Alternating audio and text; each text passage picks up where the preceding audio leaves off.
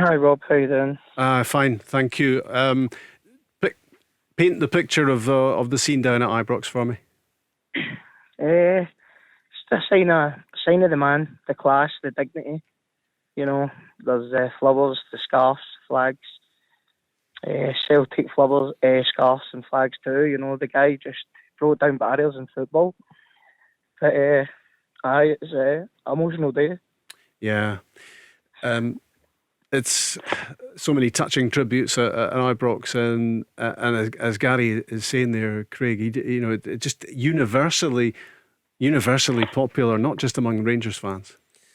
No, definitely not. I think Walter Smith had a far bigger impact on the game within the country. Like I said, that respect was also there. From Celtic, from their supporters, I think they understood the type of man that he was, and they also appreciated the way that he went about his business. His career in terms of his early stages coming through at Dundee United as well. I just think the impact that he's had on Scottish football for such a long period of time it has been unbelievable. And we go back to the way that he carries himself and the way that he presented and the respect that he had. It just had so many wonderful, wonderful qualities that are great to see in people. And I think John, you touched on a little bit earlier on. At 73, it doesn't feel old, and it kind of still feels as if it's far too early. So look, it's really, really sad. The impact that he's made on Scottish football, it says all parts, club football, international football, has been incredible. He was an incredible man. Gary, how far do your memories of Walter go back?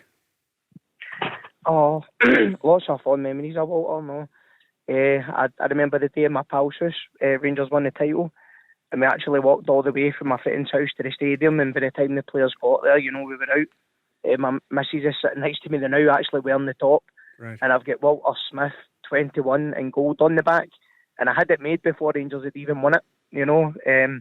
It's just a great memory because everybody's like, you've jinxed it, and I'm like, nah man, we've got this one. And thankfully, he pulled it out the bag for us. But it's lots of memories, but although Rangers might have just done an invincible season, he made us feel invincible that season. We got to the Euro final. He's just what a man. And the way he spoke, he didn't mind his P's and Q's, and he was straight to the point. So he's a real man's man, and he'll be sadly missed, definitely. And I feel like a wee bit selfish, it's all football memories. It's pure family, they're going to miss out on the man. Yeah. We're just going to miss out on the memories. Yeah, absolutely. Let's talk to Jason as well. Stay with us, Gary, but we'll talk to Jason from Denniston as well. Hi, Jason.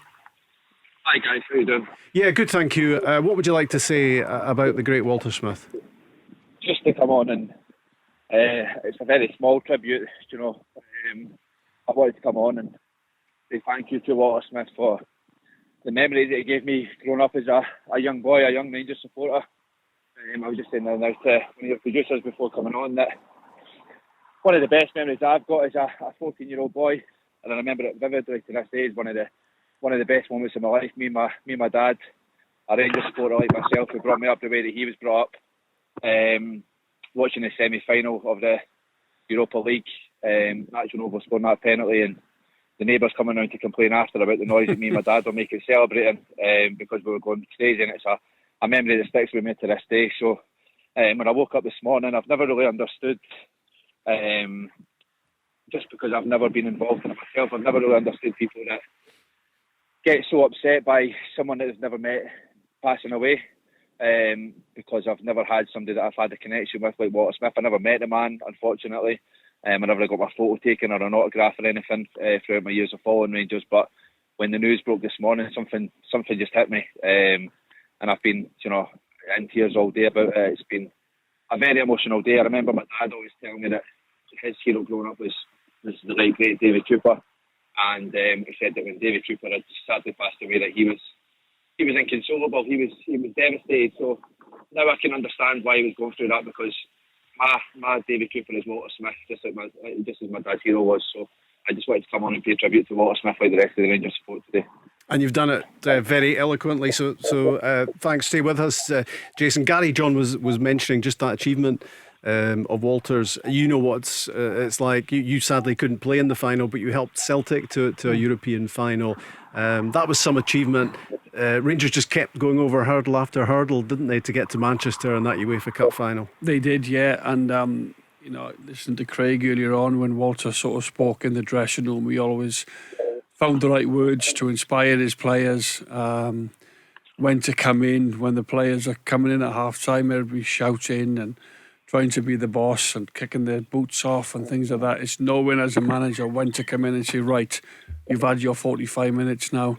So I'm surely that particular run, I remember it very well. Rangers went through a few times on penalties, showed grit, showed real character.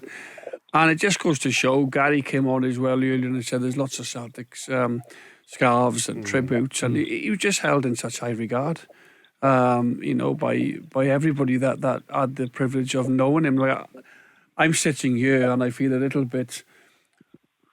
I just feel a little bit. How can I say? But I was privileged to have met him sort of 3 or 4 times, and he didn't know me.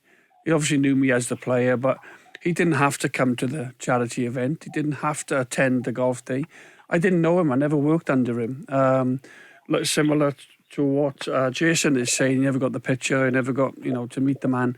But just through listening to the tributes, and obviously Alex Ferguson now will come tomorrow, and other tributes from Archie Knox and people that knew him really, really well. Like this man sitting next to me here, Craig, just the way that glowingly that they speak about the man. And I had a fraction of time with him.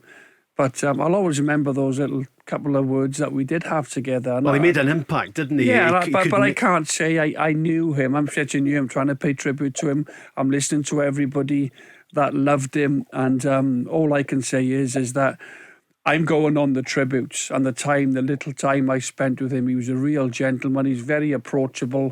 He was up dancing with everybody else at the end of the night. He was having photos, shaking everybody's hands. And I'm just privileged for even getting to meet Walter. Yeah, and as we've heard, I mean, he wasn't a guy that had to be shouting and screaming to make his presence felt. When he walked into a room, there was just that aura that you felt around him.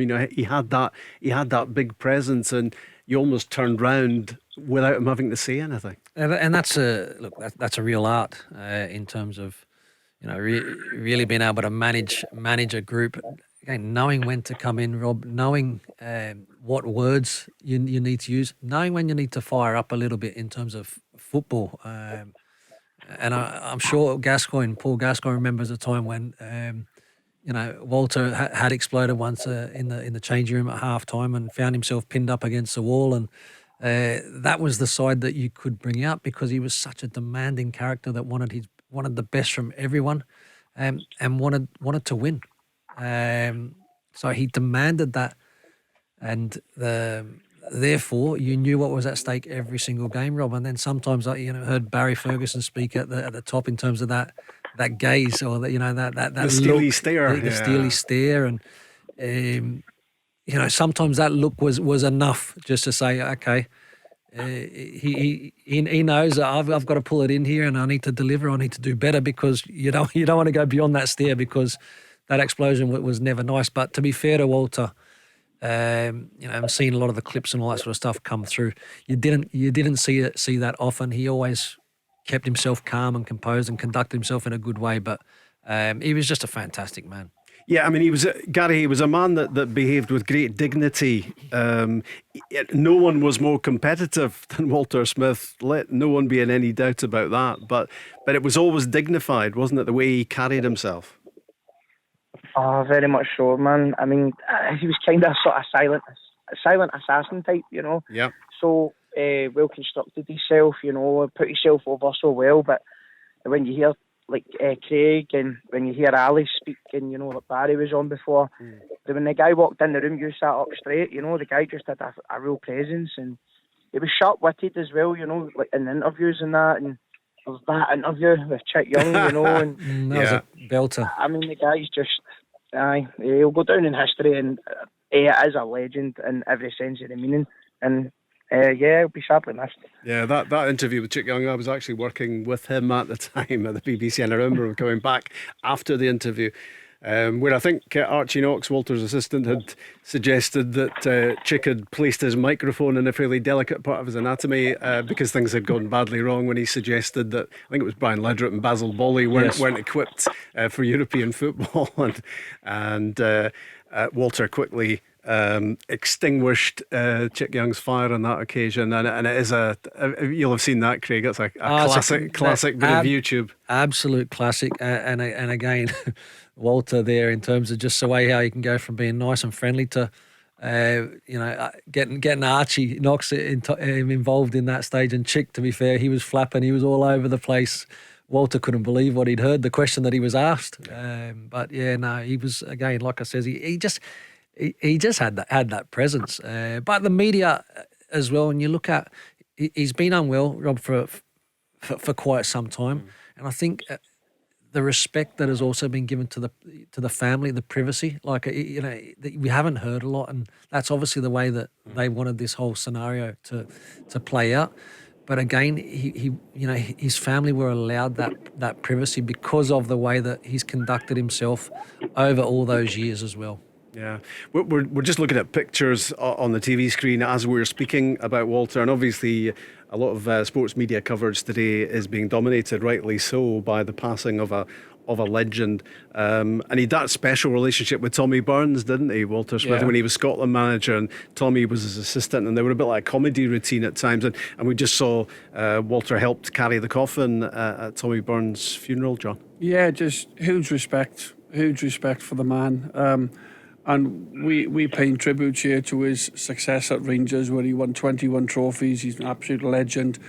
But let's not forget, as a player at Dundee United, working with Jim McLean very closely. Yeah.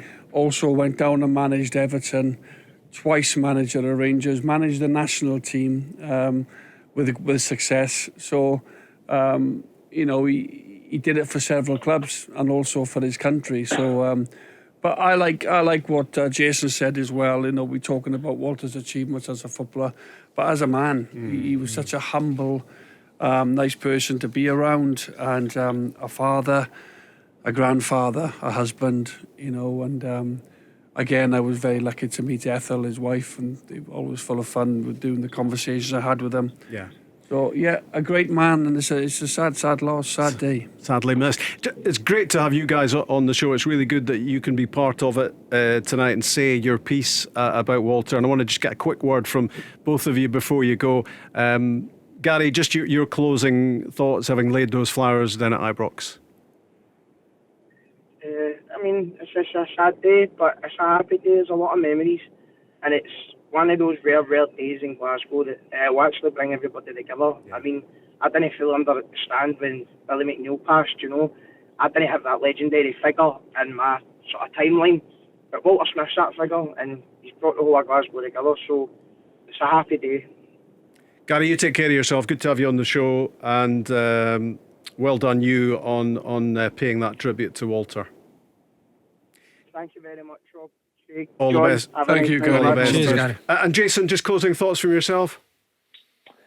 Just want to echo what I said earlier on, and what most people are saying, on the media and different outlets throughout the course of today. Just a genuine man, an honest man, a great footballing man, and world football and Rangers and everyone that was associated with him will miss him dearly, and I wish his family all the best. Good to have you as part of the show. Cheers, Jason. Take care of yourself. Thank you. All the best. Bye. Cheers, Jason. Tell Alexa to launch Go Radio or listen on the Go Radio app.